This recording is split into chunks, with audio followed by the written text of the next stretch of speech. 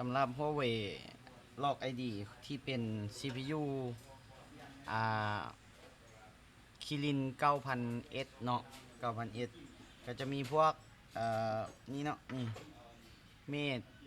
เมด60 RS พวกนี้เนาะเมด60 Pro เมด60เนาะพวกนี้ตัวนี้เราไปเช็คอยู่ใน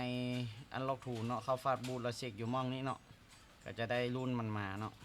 พอได้รุ่นมันมาแล้วยังรู้ว่ารุ่นนี้มันรองรับการปลดล็อก ID บ่เนาะให้เราไปดาวน์โหลดเนาะให้เราไปดาวน์โหลดไฟล์ดีโหลดอยู่ในนี้มาเนาะไฟล์ดาวน์โหลด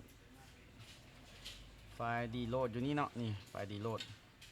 ชิลิน 9000S เนาะเนี่ยพวกรุ่นพวกเนี้ยเนาะให้เราไปดาวน์โหลดมาเนาะเนี่ยไปดาวน์โหลดมาพอดาวน์โหลดมาเราก็จะแตกไฟล์เนาะที่ขวดแตกไฟล์เราก็จะได้ไฟล์เป็นไฟล์ .app เนาะนี่เนาะเป็นไฟล์ .app เนี่ยเป็นไฟล์ดีโหลดเนาะเป็นไฟล์ดีโหลดให้เราเอาไฟล์ดีโหลดตัวนี้ก๊อปใส่แมมเนาะเนี่ยเราต้องมีก็คือต้องมี OTG เนาะเนี่ยตัวนึงเป็น Type C ตัวนึงเป็น หู USB หรือว่าเอาแบบนี้ก็ได้เนาะเนี่ยเอาแบบนี้ก็ได้เนาะแบบนี้ก็ได้อันนี้ค่อยเอาแมมเนาะที่เป็น128หรือว่า64 จิกนะมาใส่ตัวนี้เนาะเราค่อยเสียบเข้ากับคอมพิวเตอร์เนาะ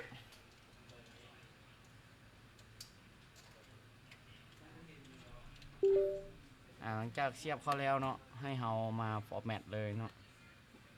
เอาฟอร์แมตตัวนี้เราจะรู้ว่า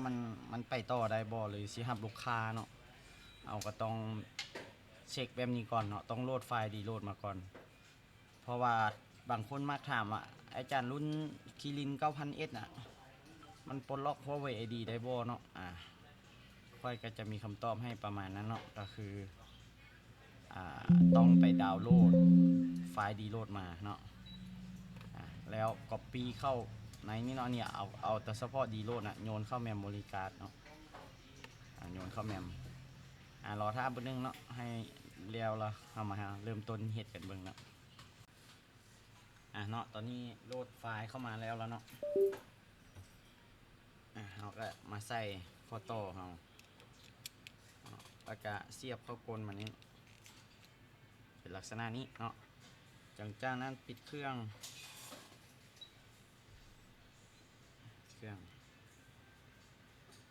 เราก็ต้องมีความรู้ไว้เนาะเพื่อว่าจักหน่อยลูกค้าถามมาว่ารุ่นนี้ปลดได้บ่เนาะก็คือให้เฮ็ดตามนี้รถเนาะปิดเครื่อง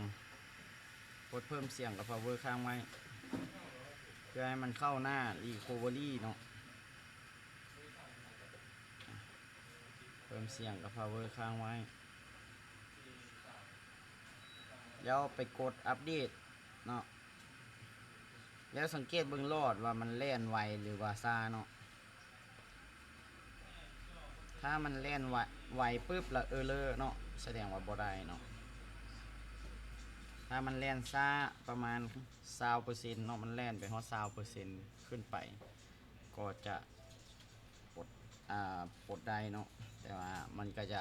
เบิ่งเรื่องราคาเนาะเพราะว่าตัวรุ่นพวกนี้มันได้แกะทั้งหน้าเนาะกดเลือกเข้าไปแล้วเลือกเข้าไปตัว OTG เนาะเนี่ยสังเกตเบิ่งรอดนี้เนี่ยถ้ามันไวจังซี่แม่นบ่ได้เนาะถ้ามันไวแบบนี้แม่นบ่ได้เด้อเดี๋ยวเอาใหม่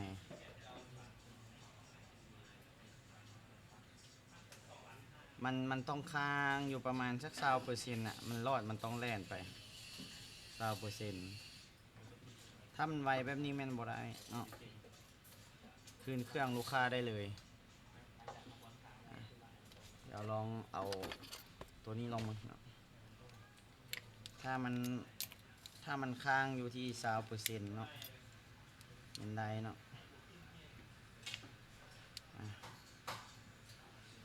เลือกเข้าไปสังเกตเบิ่ง